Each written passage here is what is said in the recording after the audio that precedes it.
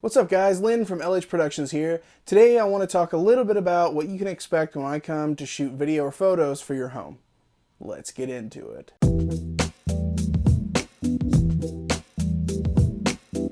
So the first thing that you need to do is prepare the home to be on camera.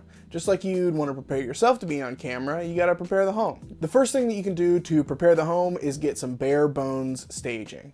What that's gonna look like is you're gonna take all the photos off the wall, you're gonna take anything that would be, pretty much anything that's got personal value to you.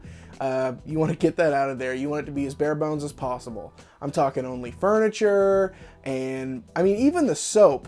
Get rid of the soap. I don't want to see Dawn on the sink. I don't want to see it in the bathroom or the kitchen, anywhere. Just hide it, tuck it underneath the sink.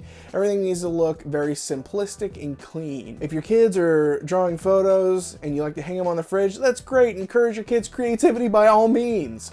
But it's probably not the best thing to have for the photos for your house. You want to take everything out so that whenever I come in there and shoot photos, anybody clicking through those photos on Zillow or MLS or wherever they're looking at it, you want them to be able to picture their own things there in that area.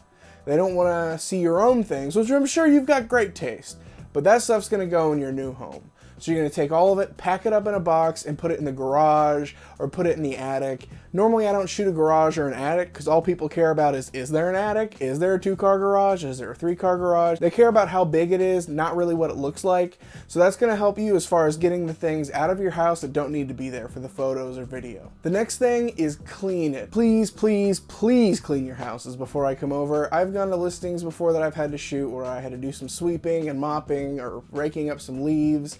And that's fine. I want the photos to look good. And it's going to help if people come and see your house if it's clean as well. So you're going to need to dust the fan blades because they're going to be able to see those in the photos or video. Clean your bathrooms, get back behind the toilet where it screws into the ground. You know, all those places where grime and disgusting things are bound to accumulate. We don't want to see that in the photo or the video. Be sure to vacuum really well. Get the carpet so it's got the nice lines. We love to see the lines. It looks so good and clean. And anybody seeing that is going to think that as well, which reflects great on you as a person who lives in a house with carpet somewhere. It's going to make the house look more move-in ready. Basically, just keep it minimal. Your furniture is fine, TV's fine where it is. If you have any cables, try and do a little cable management so they're not hanging down somewhere, not visible. You want it to look just as bare bones all the way down to the bare essentials so that whenever somebody comes in and looks at the house, they can put themselves in that house with their own things. And we don't want your things to be a distraction for that. The next thing that I'm going to be looking for when I take photos or video is lighting. For photos, it's going to be a little different than video just because of the way I take the photos and take the video. It's a little bit different. So for photos, we want to get as much natural lighting as possible. That's going to make it look really good at the end product because it's going to make the home look like it's very illuminated naturally. For video, it's kind of the exact opposite. We want a lot of natural lighting if it's possible, but we're also going to turn on every single light in the house. Every light switch is going to be on, every lamp that's there.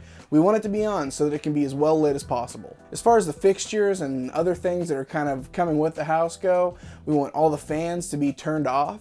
When I take photos, I do what's called a long exposure. It gets the best lighting and makes the room look as natural as possible. If a fan is on in one of those long exposures, it's not going to look like a fan, it's going to look like just a circle. And that's going to be pretty weird. That's why we want the fan blades to be clean, because they're going to be seen in the photographs. The same with a video. If there's a fan spinning around in a video, it's going to look weird. So we want to have that stationary and still, which is why we want it clean.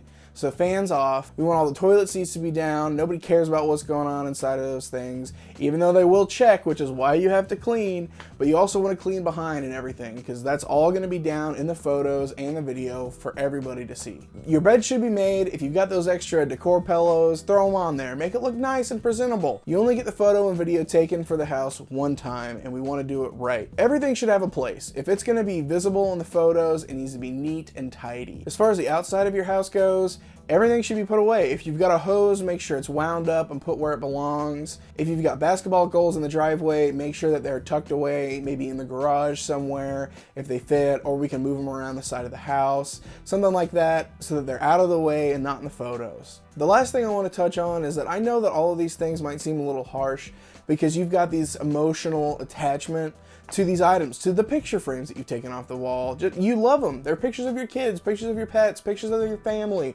That's great. You want to have those in a house that you're living in, but not one that you're selling. So it's going to distract them from seeing their own things that they have their own personal attachments to in that area, and maybe could dissuade them from buying the house. And that's not what we want. But by all means, please think about, remember, celebrate all of your memories that you've made in this house. Don't forget about those. Be thankful that you've had a place to share those memories with your family. It's great that you've had this place to create these memories, but as you move on to the next thing, you're going to create a whole new set of memories.